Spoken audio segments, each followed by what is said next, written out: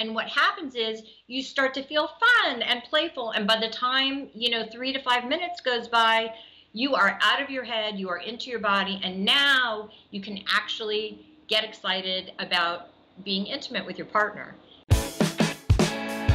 Did you push record?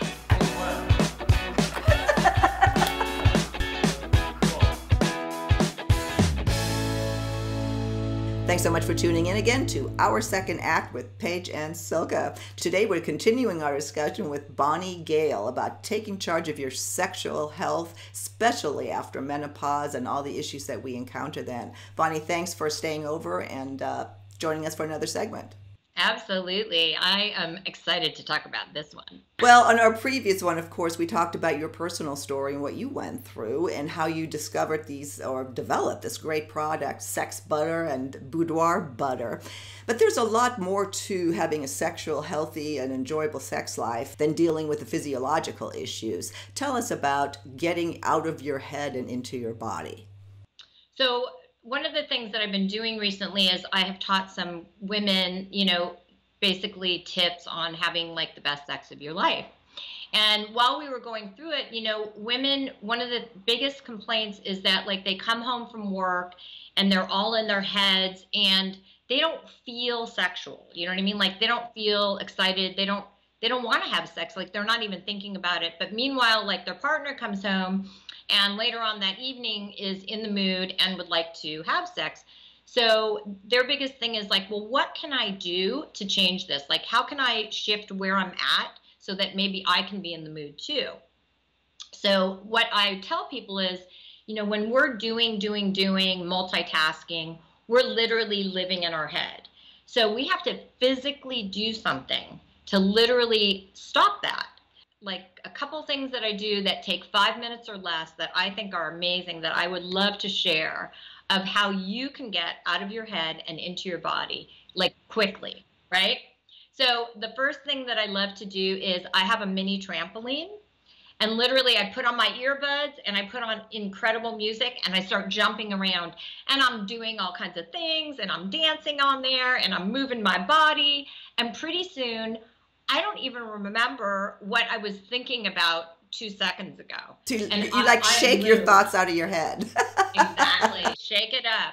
And all of these things are about shaking it up. And what happens is you start to feel fun and playful. And by the time, 3 to 5 minutes goes by, you are out of your head, you are into your body. And now you can actually get excited about being intimate with your partner.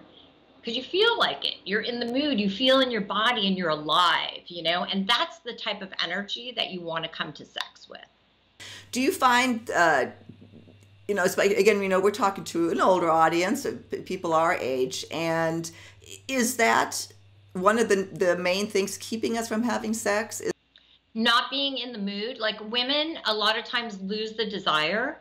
A lot of times women are experiencing pain and they feel ashamed to talk about it. Do you know that only 3% of women that have painful sex will even talk about it with their OBGYN? Yep. I did a whole program on it.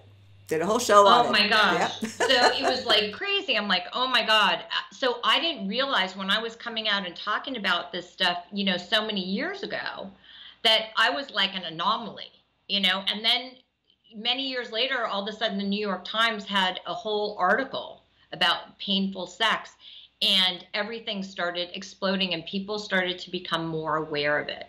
So it's really super common. So really, how do we have more pleasure? We get out of our heads and into our bodies, and our bodies open up more when we do that too. So that helps for sex, as we know. So let's say you don't have a mini trampoline, though.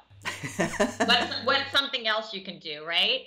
Okay, put your favorite music on and literally start dancing for 5 minutes. Just dance around and turn the lights low and just be in your body.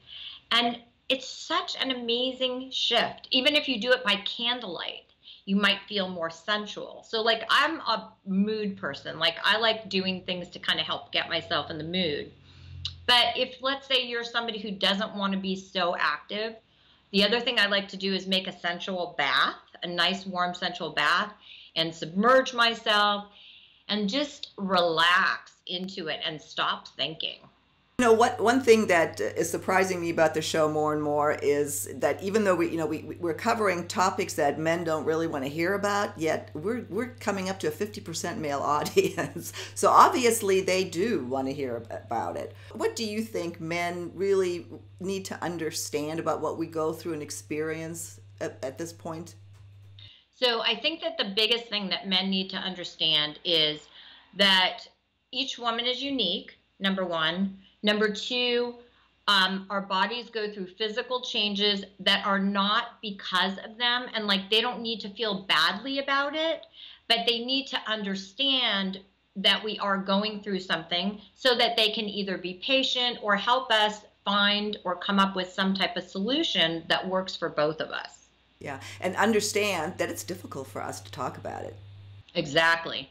And then the other thing is, the last thing is that, women's bodies are different than men's. A woman's body naturally takes 20 to 25 minutes to warm up, to really get out of your head and into your body. And so being patient, having foreplay, doing things, foreplay could be a massage, for goodness sakes, you know what I mean? And can you imagine, like, if you had like a 20-minute massage, you would feel relaxed and ready to go and sensual for sure, I think. If your partner was just really like just being gentle and just caring for you and you were feeling loved, that would be very inspirational. Oh, absolutely. Absolutely. I know that for me and a lot of my friends, when we have these discussions, we were raised, to always make the man feel like they're doing great. And we really do a disservice, not because they're not, but because we're not communicating when things are hurting or when we're not in the mood, or how we can get in the mood. So I think you're giving us some really good tips here. Well, and here's the thing. If we're not experiencing pleasure, do you think that we're going to want to have sex again? No. So all of these things like lead to the partners having more sex because everybody's enjoying everything more, so everybody benefits, right? Right, absolutely. Well, Bonnie, thank you so much for helping us open up these discussions and removing the taboo around it. It's just so important. We are coming to the close again of another segment. What is the takeaway here? What would you like to leave behind for our viewers?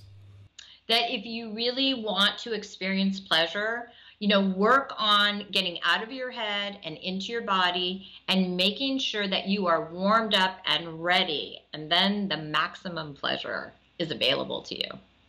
Well, and your product, the Sex Butter and Boudoir Butter, I almost see it as a little bit of an insurance policy or safety net. If you are experiencing issues with the atrophy, with the painful sex, that takes that edge off to where you can look forward to it and maybe start healing yourself. So anyway, thank you so much. Thank you so much for joining us today, and we'll see you again soon on another episode of Our Second Act with Paige and Silka.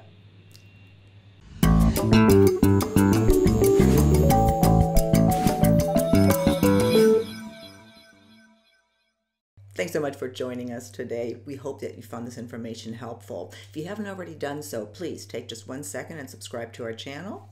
The button's right over here. And for more information about taking charge of your sexual health, please visit our website, secondact.tv. Thank you.